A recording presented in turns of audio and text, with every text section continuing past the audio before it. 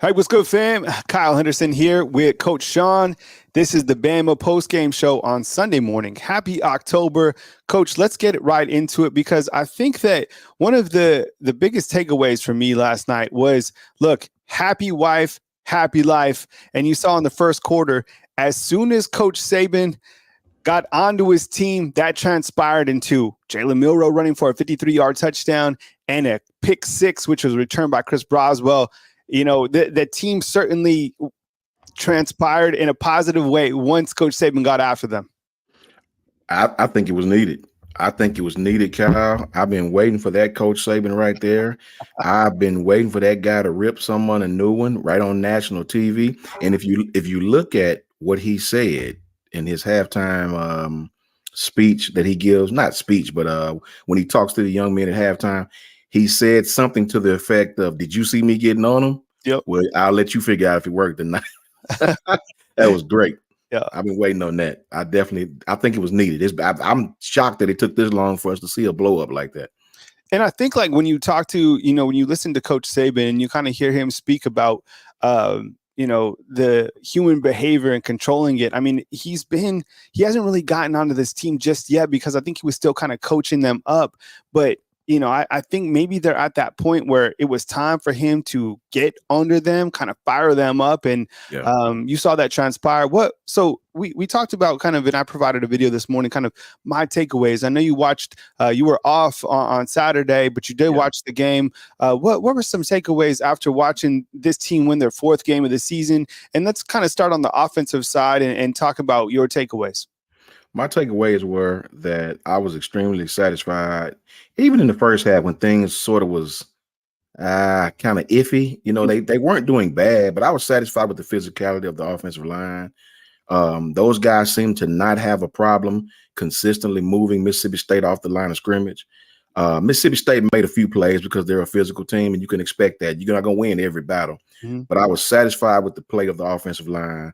I was satisfied with the game script of Jalen Milroe, all but maybe one or two plays when we were so predictable.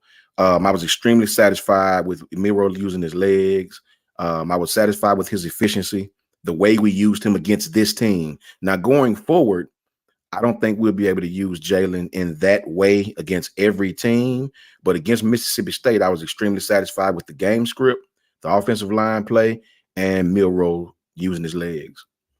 Here with Coach Sean. He was off yesterday, so back on talking about Alabama's win over Mississippi State. Look, now we've looked at kind of the statistics, and I'll bring up the statistics from the game, Coach, so we can kind of dive into it a little bit. So, look, this offense, I mean, they're moving the football. But, you look at the statistics right here. What are your takeaways? I mean, Jalen Milroe rushes for 69 yards and 2 touchdowns, 53 is the longest. Jalen Milroe is 10 of 12. That's always throwing the football. Amari Niblack is the leading receiver with 3 receptions for 61 yards. Your thoughts on some of the statistics here? My thoughts on this is, again, I don't get if this were just a normal thing, I'd be sort of upset about it. But being that this was Mississippi State and the way they play defense, and this is a one-off, I don't really like having Jalen Milroe being our lead rusher. I'd like to not see him be our lead rusher. You know what I mean? I'm of the mindset I want to consistently see our running backs be our lead rushers. We spread the ball around a lot. I would love to see Jermaine Burton. I don't think I've seen Jermaine Burton play in that game. But I would love to see Jermaine Burton be featured a little more. But just to take away from this in particular game for Mississippi State, it's amazing how many rushing yards we had, how many rushing attempts we had. 10 for Roydell, 15 for Jace, 11 for Jalen, another 4 for Justice. Even Jam and Ty Simpson had a carry. So my takeaways is they came into this game knowing, and what backs this up, they came into this game knowing good and well that we were going to keep the ball on the ground and try to be physical at the line of scrimmage, because I don't think Jalen Milroe threw but maybe one pass the entire first half, or none. I'm not sure. It was very few. I know that. I counted. It was few. Yeah, it was just a little bit, but yeah, I didn't see him throw the ball hardly any in the first half. So that tells you what they were going to script coming into this game, and it worked. when you look at, I mean, kind of moving to the defensive side, I'm here with Coach Sean. He was off yesterday, so I want to wrap with him today on Sunday. Thanks for joining us. What's up, Jarvis? I see you. Thanks. Oh, Jarvis is always on it because he always tells me the lines for the next upcoming game. So Alabama, 8.5-point favorite over Texas A&M in College Station. Look, Max Johnson is a good quarterback. And yesterday they were able to beat Arkansas. I watched that game. It should have been closer than it was. In fact, Arkansas had its opportunities to win that game. They fumbled twice. They had 2 turnovers late in the game, and Texas A&M able to capitalize on that. So that's Alabama's next opponent. We'll talk about that tonight when I go live here at 7 p.m. here on Sunday. The defense is still playing at a very high level. As you see, Will Rogers only throws for 107 yards, which is crazy. And you see that their leading receiver only had 21 yards, crazy. Which is like, this is crazy. The defense is playing at a very high level. Let's talk about the defensive play. And here are the statistics. Jahad Campbell, getting the start as a signal caller along with Chuz Marshall as Deontay Lawson out. Campbell has 14 tackles. Trezmen Marshall has 9. Your takeaway on the defense, Coach? I think the defense played exceptionally well. These guys had 3 interceptions. I think 4 sacks, if I'm not mistaken. I counted. Yes. I think they played very aggressive on the line of scrimmage. I think they played absolutely excellent on the back end. I think as a whole, the defense played one of its better games, if not the best game. But I will say this. If I can be nitpicky, I'm the pessimist by nature. I did see a few plays. Mississippi State ran inside, outside zone reads that we were in the wrong position. I think if I remember one play, they pulled the tight end from the backside to the play side, and they ran a inside zone, like a zone read play toward the boundary of the field, and dude cut it up. And I don't know if Jahad missed his assignment or that was his assignment to take over to pick up the tight end. But this when they put that guy Mike Wright in, I think they took Will Rogers out. It may have been their first touchdown. And the Mike Wright guy, they were only on maybe the 15-yard line, and dude just walked in the end zone pretty much. That very zone read play will get ran 1,000 times by LSU. It will get ran 1,000 times by Arkansas. So I hope, and I understand Mississippi State, that's not their bread and butter, so we probably didn't practice on that at all. But I did pick that up. That's something that we do need to clean up, that, the assignments of the zone read, inside, outside zone, because LSU will run that to death, and so will Arkansas. But other than that, defense played a great game to me, man. They were physical. The middle linebackers were absolutely outstanding. Dallas just came alive. He was physical. He really worked the tackle. I was happy. I was happy with the back end. Terrion did Terrion things. I seen Coach Saban kind of ripping him one, and I didn't really understand why, being that Kool-Aid was the boundary corner on that play and Terrion was the field side corner. And on that very play that the quarterback scored on, I didn't understand why Coach Saban was fussing at him. His coverage was where it was supposed to be. Everything was right. Maybe it was something else, but Terrion to me is playing exceptionally well. The defense as a whole is playing exceptionally well. I couldn't be more prouder of the defense. I'm going to bring up the Pro Football Focus grades. I haven't even looked at them, to be honest. So let's. You're going to hear a screenshot real quick because I'm taking a clip of them. They're the offense. Jalen Milroe's grade, I'll tell you right now, is at 89.7. And then I'm going to bring that onto the screen in just a second. And here with Coach Sean, both of Bama Football on YouTube. Hit the thumbs up, like, subscribe. I appreciate you guys being here this morning following Alabama's 40-17 victory over Mississippi State. Let me bring those statistics on these Pro Football Focus grades. I didn't even look at the defense. I just took a screenshot and just I'm going to add those right now. Yeah, because Terrion Arnold, the way that he has been playing throughout these first stretch has been really high. Him and Kool-Aid have been graded out high. So okay, walk you through the Pro Football Focus grades. Start with Caleb Downs up at the top left. He had a ton of tackles last night. We just showed that. And as a true freshman in the free safety position, he played in 63 total snaps. He has a grade of 91.4, which is the highest defensive grade out of any Alabama player this season. So, for example, last week when Dallas Turner won the Begnar Award, he was named the college football defensive player of the week, and with a grade of like 88.9. So that shows you right there, Caleb Downs with 91.4. He also had an interception in that game last night. So that's pretty amazing to see a freshman contributing at that level. Jaha Campbell, who had a ton of tackles last night, only graded out at a 59.6. It's interesting how these former college coaches and pro football or pro coaches do grade out the players, because that does seem low to us, considering that we feel you played high. But there was some mixtures in the comment box, Coach. Like, a lot of people were saying that there were some missed assignments. People were saying that he played at a high level. So I'll get your take on that in just a second. Terran Arnold, there he is, 73.0, and then Kool-Aid 80.4. Those are really good grades for your corners. And as you know, last night, the defensive secondary did play well. Malachi Moore, 65.5, and then Jalen Key, 68.8. And Dallas Turner, once again, performing very well, 78.2. And then looks like big Tim Keenan there at the bottom, 78.3. He's playing at just such a high level. Your take on some of these defensive grades, Coach? And look, they're analytical grades. They are what they are. There's not the official grades by the team, but right. Your kind of take after looking at some of these, Coach. Man, I cannot. When I look at this, it is outstanding and amazing that Caleb Downs graded out that high by Pro Football Focus. That is. And playing the safety position as well. Mm-hmm. Man, for that kid to play in that defense, and Coach Saban's defense is very complicated, very, very difficult. It usually takes freshmen a year or two, over a year, to really be comfortable in that thing, sometimes longer. So to see Caleb up there graded out that high, man, that bodes well for the future. I take away from this that our middle linebackers are playing well. And I did see the same thing. I seen Jihad miss a few assignments, but the assignments that I seen him miss weren't bonehead assignments. It was leverage stuff, kind of out of position, kind of high on certain different things. It was all coachable. It was all things that with more repetition can be fixed.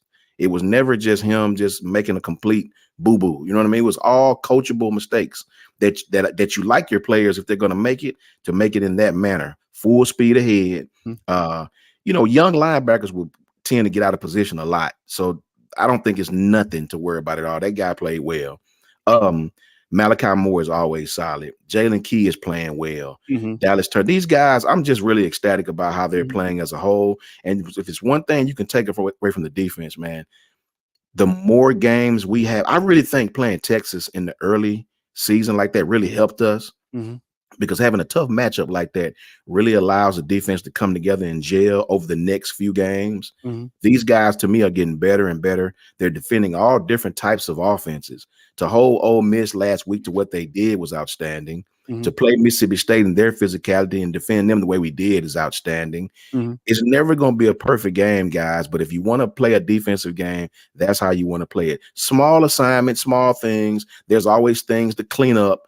I've seen several different things I would like to be cleaned up, but as far as the defense as a whole, what I take from this is all these guys had a solid game. That's what I take from it. Let's look at the offensive analytics from Pro Football Focus. These are the grades that are available after the game on Pro Football Focus. I'll read the grades out, and then we'll kind of talk about them back and forth. Tyler Booker up at the top left at the left guard position, played in 55 snaps. He had a grade out of 76.7. I think that's his highest grade that we've had this season. Same for J.C. Latham. I think J.C. Latham went out. Coach Saban is going to provide an injury report that'll be available on Monday. I don't think it's anything too serious. Seth had a grade of 65.9, and I want to talk about him at the center position in just a second. Right guard was Darren Dalcourt, 64.1. Milroe, highest grade on the team with the offensive side, 89.7. His grades over the last two games, have been really, really high. I think 90 against Ole Miss and then 89 here against Mississippi State. Caden Proctor, 61.8. Other grades that stand out to me, I guess CJ Dupree coming up with a big catch, 75.3. And then, I have it cut off to guys who played 15 snaps at least. There's Elijah Pritchett, who played in 15 snaps at left tackle, who's graded out at 61.6. Coach, have you ever seen this amount of miscues between a center and a quarterback? And then, what is your hypothesis on why this could be happening, and why hasn't it been fixed as we go into a pivotal game against Texas A&M? You're one snap away from potentially giving the football away to the opposition. A turnover will kill you in any of these next four games that you're about to play. Man, you know what? I have studied this situation. I even asked some people I know down there, and nobody knows for sure what the hell's going on with Seth. Yeah. The one time he centered the ball, he hiked the ball, and Jalen was looking to the sideline. Yes. I don't know what that was about. Maybe he thought he heard a clap. I don't know. I do not know. Man, usually when you see a center getting whipped when the quarterback is under center, you can tell. Usually when you see a center fatigued, you can tell. Mm-hmm. Usually when a center has fallen deaf on his technique and he's sort of relying on athleticism, you can tell. This is not that, because Seth will have 8 great snaps, then out the blue, he'll center the thing over his head or when he's not supposed to, or I don't know what is going on with Seth right now. I don't know what's going on with the communication right now, but that is something that these guys and the offensive line coach need to really get fixed, because going on the road to Texas A&M, this is a game that those guys will have circled and they will take advantage of any miscues that we have.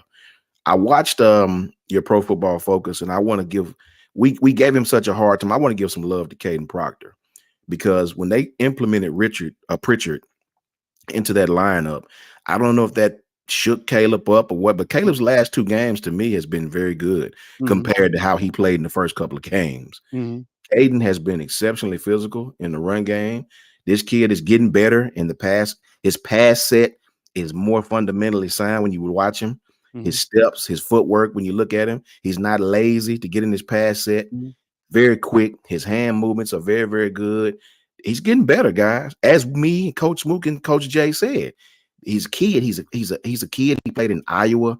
I don't know the competition in Iowa, but I can probably with great confidence say Iowa isn't Florida. Iowa isn't Texas.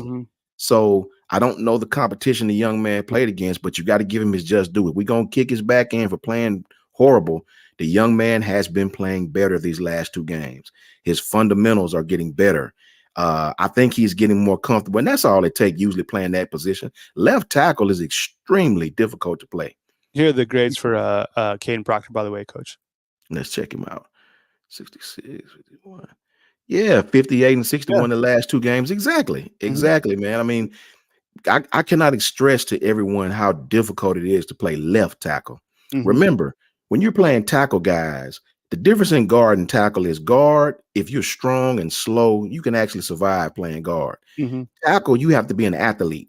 You have to be able to block some of the fastest linebackers in space coming out the edge. So your arms got to be long. Your footwork has to be really, really, really in good position and good placement. The fundamentals has to be sound. You have to be mentally sound, because you're out there on the island by yourself. So for Caden to be a young freshman, 18 years old, and play left tackle in the SEC and start for the University of Alabama, you got to give that kid his just due. He's gotten better, and that's what I see on film. That's what I see in the games. And to kind of build on your point, these are the pass blocking grades specifically for Caden Proctor. So as you can see, against Middle, a less caliber opponent, 67.3, against Texas, where, they clearly struggled in a big game atmosphere with some very talented defensive linemen. 36.7. South Florida, that game was just yuck for everybody. But you saw it improve against Ole Miss, 62.5. And then yesterday, look at that pass blocking grade from Proctor. So to build on to your point, if you're the coaches this morning, you got to be a lady. I wouldn't be surprised if because the way that Alabama does their players of the week is they usually pick like 3 players from offense, 3 players from defense, and 1 from special teams or whatever. I wouldn't be surprised, and this is released on Monday, I wouldn't be surprised to see Caden Proctor listed as a MVP going into this next week against Texas A&M, just considering, the grade speaks for itself, 79.5. Exactly. Yeah. Exactly. And the film don't lie. The film don't lie, Kyle. The film don't lie. And I think that's great news, because what we have right now with the Alabama offensive line is you have Terrence Ferguson, who's probably going to be out against Texas A&M. And I still have high hopes for Terrence Ferguson, but you're starting to see them add in a little bit of depth with Pritchett, because he has to play, right? So you have Darian Dalcourt, who's still up in there. J.C. Latham, who got a little tweaked up or whatever against Mississippi State. I assume that he's going to be fine. But it's important for Caden Proctor right here to be improving, and to see him at 79.5 is really promising. hit the thumbs up, like, subscribe. We appreciate you guys being here. He's Coach Sean. My name is Kyle Henderson of Bama Football on YouTube. Alabama will turn the page now to Texas A&M. And I want to remind everybody that I will be live tonight at 7 p.m. Central Time. And I will take you guys' calls tonight at 7 p.m. Central Time right here on Bama Football on YouTube. Like Mike Lee says, hit the thumbs up. We appreciate you guys. Coach, Alabama is about to go on a 4-game gauntlet. Game 2, College Station. The last time they were at College Station, Jimbo Fisher was able to beat Nick Saban head-to-head. Ironically, last year, the starting quarterback was Bryce Young for the season, but he was out against Texas A&M, and Jimbo Fisher had to come to Tuscaloosa and face Jalen Milroe in his first start ever, and Jalen Milroe was able to take down Texas A&M. Really came down to the last play of the game. I thought Jimbo really called a bad play at the end where he kind of threw that out route. He should have had something probably come across the middle of the field. And then you go against Sam Pittman in Arkansas and KJ Jefferson. That's a really good team. I mean, the good news about that game is it is in Tuscaloosa. And then you have Tennessee coming. They had a big win yesterday, beating South Carolina. The open week comes at a perfect time before LSU. I know LSU allowed a ton of points against Ole Miss. That's an offensive, street fight, but they will be prepared coming into this. It's a different challenge, especially Jaden Daniels is a really great quarterback, and he threw some passes yesterday to Brian Edwards. Remember, Brian Edwards was in the mix to come to Bama. Yep. That's a very good combo, probably one of the best in the country. Coach, what are your thoughts about this 4-game stretch as Alabama turns the page to Texas A&M? I tell you guys what, and I think everybody in the comment section can agree with what I'm about to say. I think we're going to find out really what kind of team we really have of these next 4 games.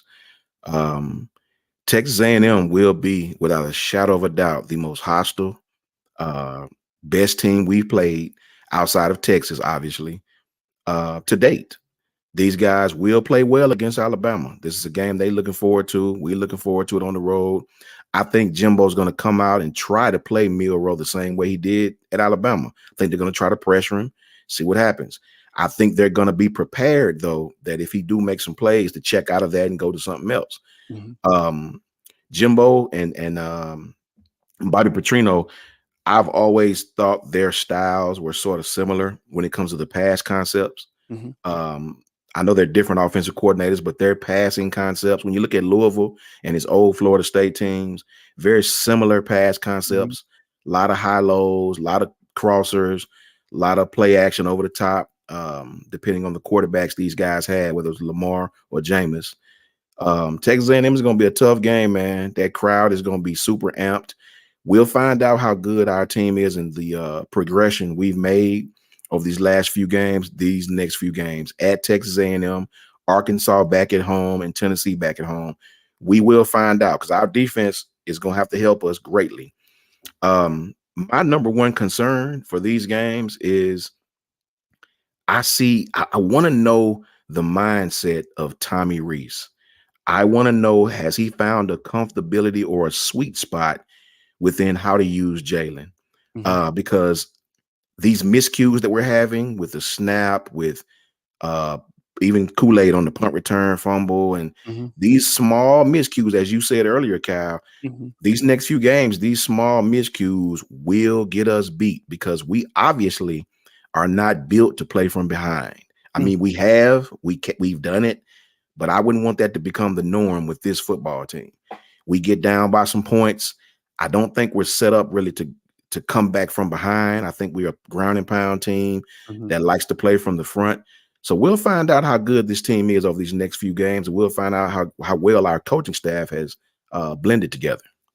I think that's a great point. I mean, because this team, in my opinion as well, and I agree with you, they're not built right now to come from behind. This is a team like we saw last night.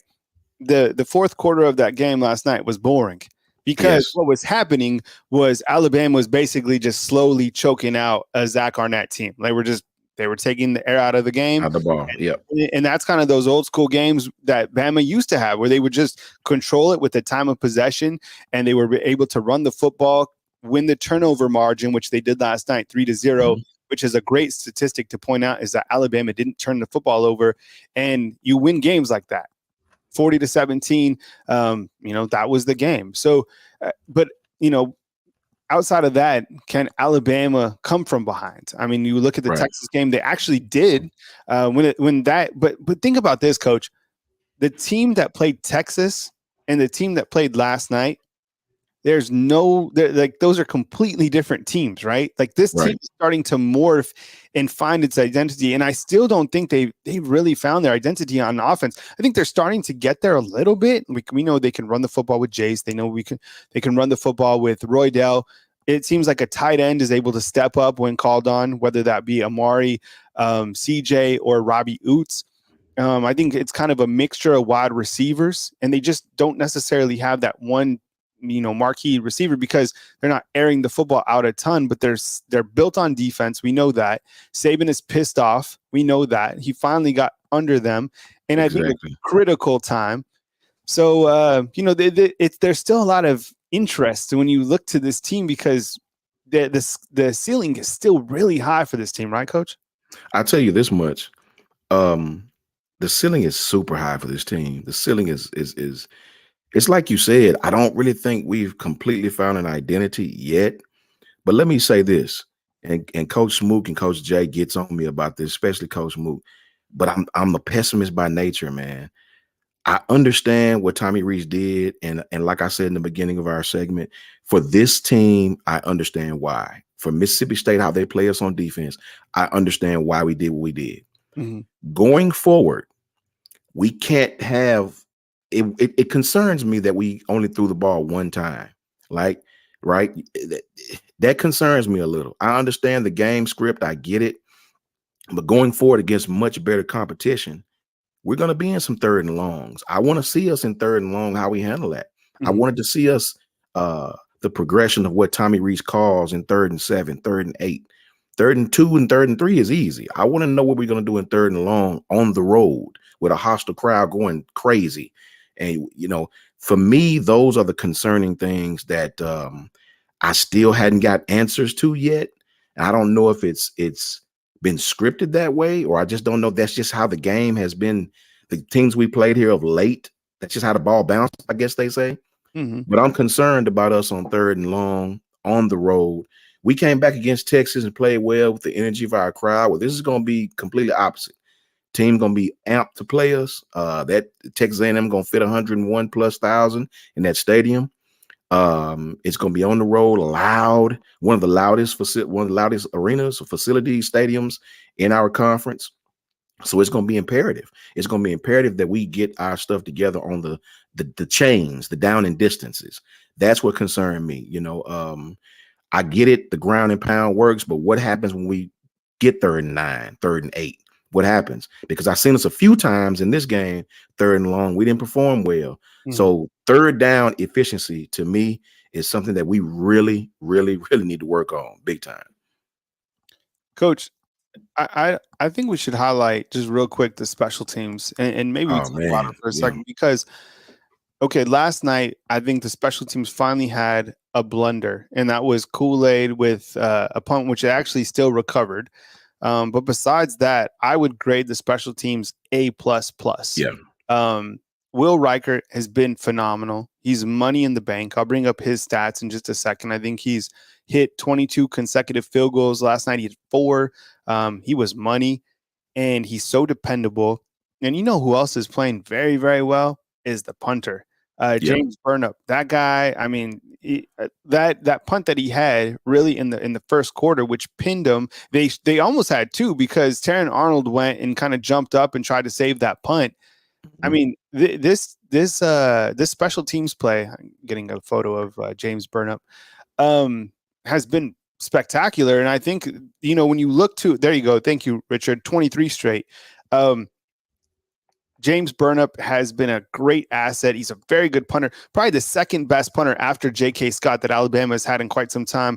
They were able to pin Mississippi State. That turned into points for Alabama. Talk about the special teams play, because besides that Kool-Aid, blunder, whatever, they've been playing A++, which is a key part of any game. And I think with Kool-Aid, it was just more of the young man was just trying to make a play.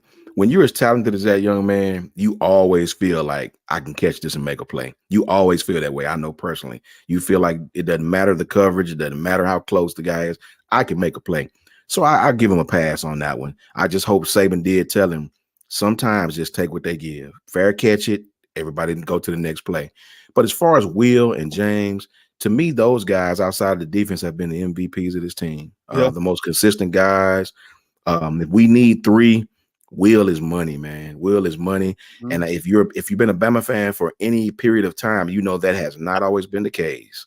We used to see the field goal kicker come out and be like, "Oh my God, here we go. What's about to happen?" You know what I mean? So I feel blessed, man. James and Will, give those guys their flowers. They deserve it. They should be on every award list that they have whenever they come out. And those guys, to me, have been the strength of this team as a whole. The thing about it is, Will Reichard has been so clutch, and just like you said, I do have so much confidence in his ability. And there's nothing in college football more frustrating and something that'll kill you than bad special teams play. Mm-hmm. And that is just so aggravating because it's a part. You look at offense, defense, and you're like, oh, special teams, it's just part of it. No. Like points off the board, points on the board are pivotal. A key punt is pivotal. And there is nothing more underappreciated than a very good special teams. Like this special teams is so underrated right now and not garnering the headlines. Like you just said, they should be on every awards watch list on 100%. I mean, what these guys are doing is probably you have the defense that's just playing at almost an elite level. The special teams is playing over that, to be honest. 100%. Right. They really are. They're playing at a great level, and so is the defense. And you have those two elements. If the offense can at some point find itself and or maybe this is it. Look, you can win a lot of games. Maybe the rest on your schedule because special teams and defense win games, period. And that's just proven facts. Here's with Coach Sean. My name is Kyle Henderson of Bama Football on YouTube. Tonight I will be on taking your calls at 7 p.m.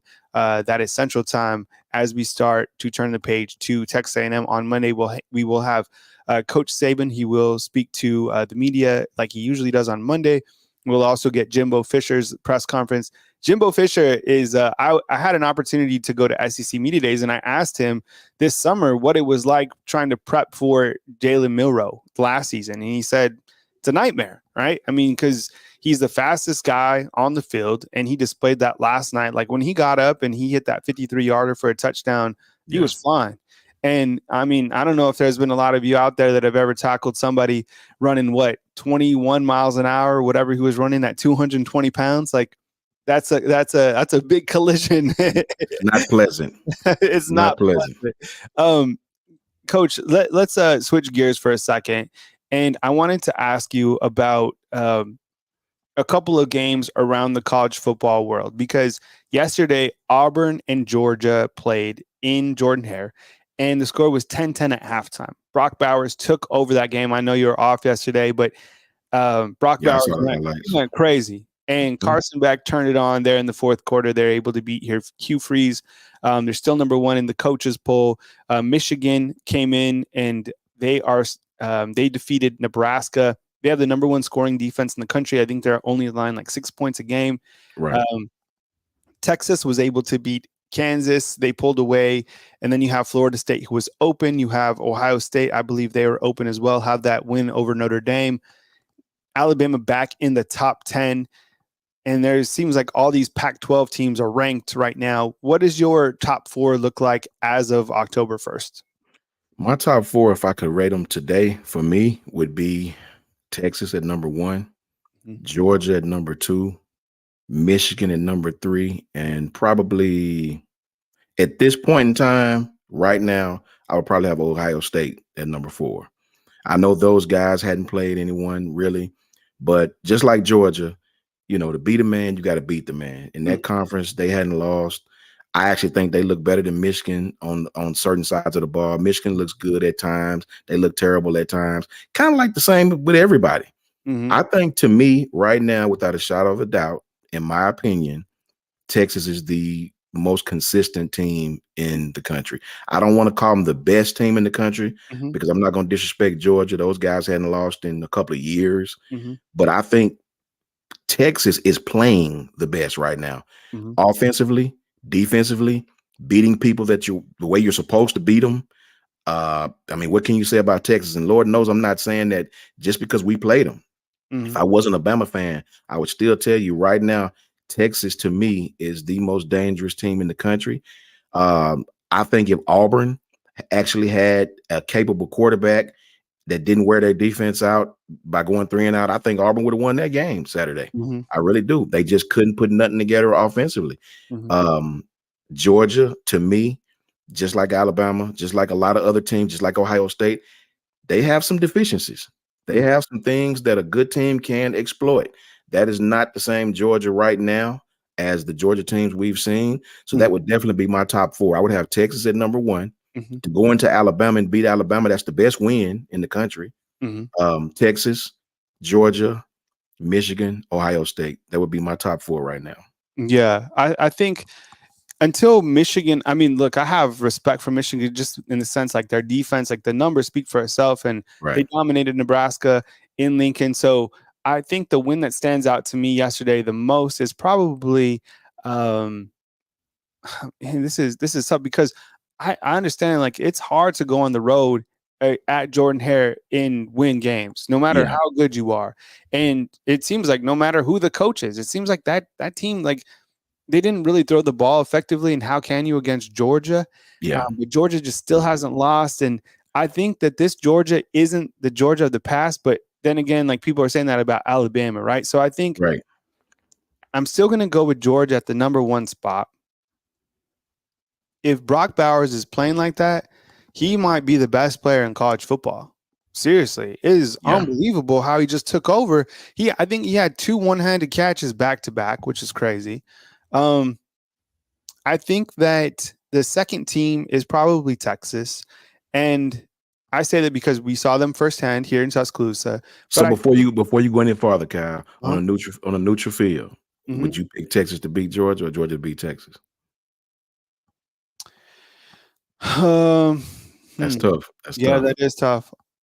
I guess right now, I mean, I guess I'd pick Texas, like on a neutral field. Yeah. But like ranking wise, where things are today, just considering that Yeah. Georgia continues to win, Facts. I think I give it to Georgia right now.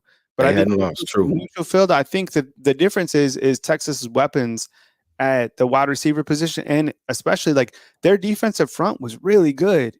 Texas was great on defense. Like their defensive linemen were a lot better than I thought they were Facts. going to be. They're one of the few schools is ranked in both categories. They're That's what I'm ranked saying. in Yeah, I didn't, defense. I didn't, I just kind of looked at them and I was like, okay, you got Sark, and then the defense will kind of be whatever. No, like their defense was really, really good. So, Yeah. I think Georgia, then Texas, and then number three. That's kind of it gets tough because Yeah. you look at I don't know, like you could go with a variety of teams, but I might go with Michigan just for the time being. Like I do respect their defense. Some Right. of those Big Ten teams are squirrely though, with kind of the way that things shake out. I don't necessarily think that a Pac-12 team is a top four team just yet. I do have respect for Caleb Williams, USC. I think Oregon's ranked. A lot of people are talking about Washington. Even isn't even like Washington State's up there. Like people are just talking. This is like the Pac-12's Alamo year, right? Everybody seems to be ranked right now. Um, and then the fourth team, I don't buy like the Florida State hype just yet. I mean, you look, they survived these last two games by just Yeah. the fourth quarter. They should have lost to Boston College, and they should have lost to Clemson. Honestly, Clemson missed a field goal, and that was it. So I don't know. I'm not surprised to see Bama back in the top 10. The defense is playing like it. They're definitely not a top 5 team right now, which is fine. Right. I mean, this is a long season. These rankings mean nothing. Yeah, Clearly, because everybody played each other. Yeah. Facts. everybody plays each other, and the matchups that I think we'll learn a lot from is Oklahoma and Texas. That game is taking Saturday. place Saturday, right? Mhm. The game that everybody's excited about. What's the line on that game? Jarvis, if you're inside the comment box, what is the line between Texas and Oklahoma? Be curious to see that. You know somebody, a team that I'm just not I'm not high on these guys at all. They got a great quarterback and their offense is outstanding, but their defense is one of the worst in their conference. And I promise you, somebody's going to get them. USC. I'm not sold on those guys, man. Mhm. Mhm. Those guys defensively are not very good, but they can score with anybody in the country. Mhm. That's a whole fact. So it's going to be interesting, man. Business is about to pick up in college football. Business is about to pick up. We're going to see. Yeah. I do like that. These next games, I mean, this you clearly okay. So Texas is a 4.5 point favorite over Mhm. Oklahoma. And I wonder what's the total points in that game. I'm gonna say it's gonna be like 80, Exactly. The right? over under has got Right. to be. It's got to be like over 85 or something like that. When we talk about over, if you're new to these terms, it's basically how many points do you think the two teams are going to score combined? So I'm going to say at least 80. I'm sure it'll be like 85. Jarvis, if you could hit that, I appreciate that. Um, yeah, so I like that top four right now, and we got a lot of football, to kind of go over. But people are talking about Washington. I haven't necessarily had an opportunity to watch them. I saw that Yeah. Oregon State was able to down Utah, so I think the Pac-12 usually takes itself kind of Yeah. out of it. LSU and Ole Miss, it's crazy to see kind of the transformation. Like Ole Miss is only held to whatever they scored against Bama with 10. And then they're able Yeah. to go crazy against LSU. The quarterback is unbelievable, Jaden Daniels. Complete baller. But Brian Kelly, loses another game in the SEC.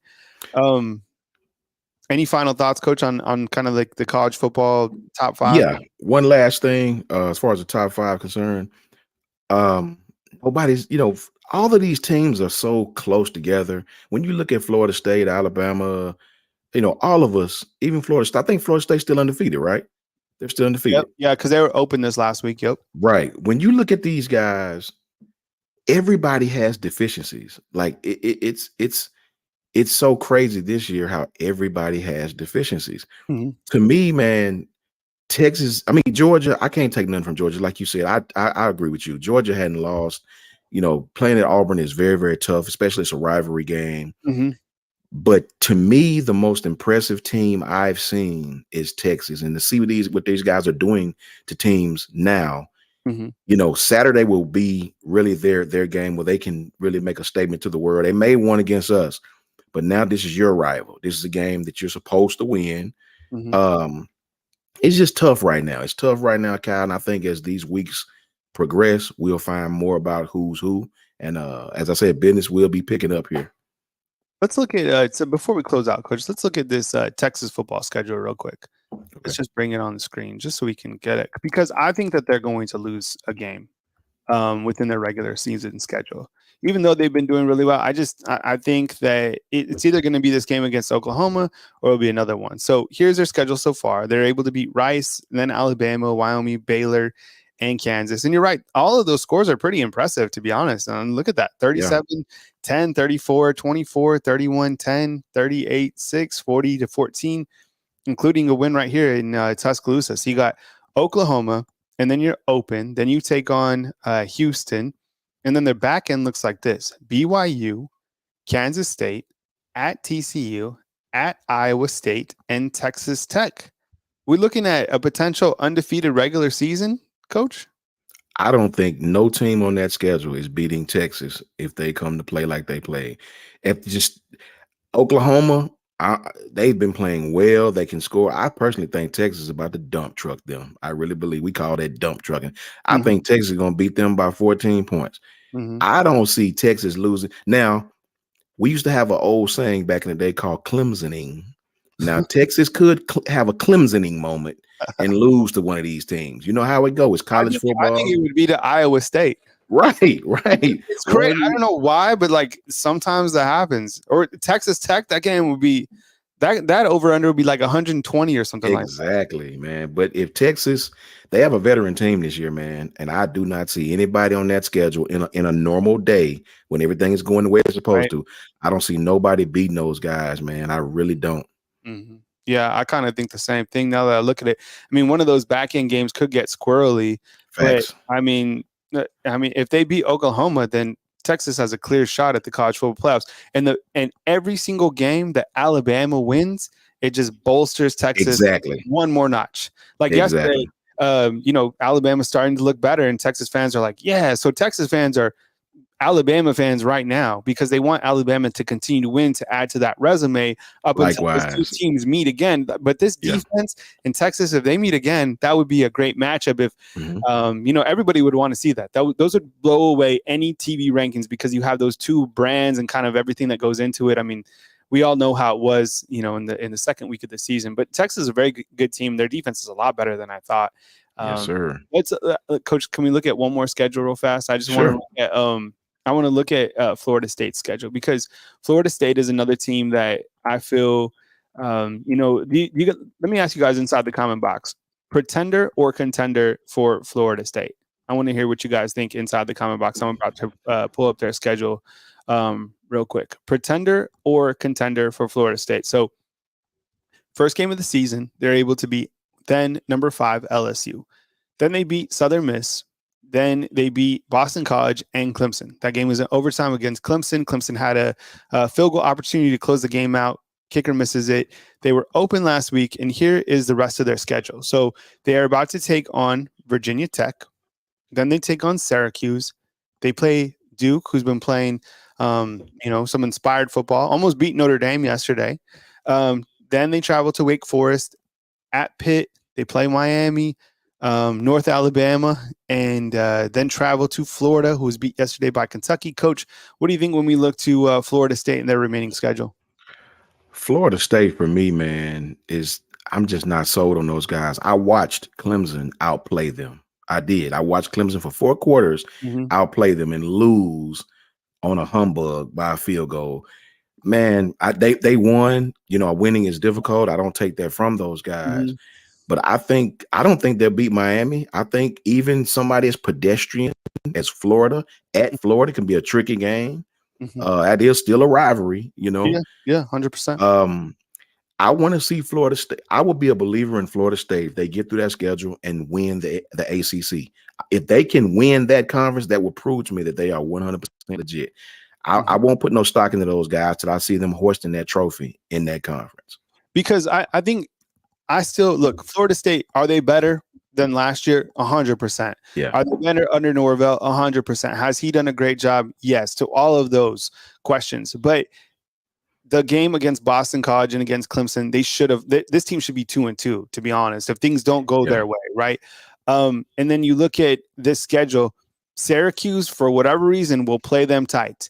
Duke, who knows? I don't know. That game could be tight. Wake Forest, they win. Pitt, they win. Miami, interstate game, I don't know. That game could be tight. And then at Florida, what will probably happen with Florida? One or two things. Number one, they'll either run Florida out of the stadium because people are facing Billy Napier out, or Florida will somehow turn it up and they'll be like, hey, let's beat Florida State, and they'll be able to make that game somewhat of a rivalry like it usually is. If they're able to go through that game, Coach, and get to the ACC unbeaten, then I will say that they're there again. I just don't think it will happen. The good thing, Kyle, is in the SEC, especially the West, we'll all play each other. We played Ole Miss, us and LSU play each other. The Big Ten, those two big dogs will play each other. The ACC, they still got to get through Miami. North Carolina's on the other side, I think. So all of these things will be figured out. It'll be totally figured out. All we got to do is focus on winning every game on our schedule, getting to that SEC championship game, and putting our stamp on that thing. Yeah, well, good talk, Coach. I wanted just to get your take on college football, just kind of those top 5, because there is parity, and I love it right here, talking as we go into this next week. There's a ton of good games this next week of college football, but Alabama, sorry, Coach, I think I lost you. Alabama will now take on Texas A&M. Remember, tonight I will be live at 7 p.m. taking your calls as we turn the page to Texas A&M. He's Coach Sean. I'm Kyle Henderson, both of Bama Football on YouTube. Hit the thumbs up, like, and subscribe along with Coach Smook and Coach Jarek. We had a great post-game show. Thank you very much for joining us. Stay tuned for more coverage right here on our YouTube channel. Hit the bell so you're notified when we go live and when we drop videos that are Alabama football related. Coming to you from beautiful Tuscaloosa, Alabama, Kyle Henderson and Coach Sean wishing you a fantastic Sunday, and we'll catch you tonight at 7 p.m. Central Time for McCollin Show. Roll Tide.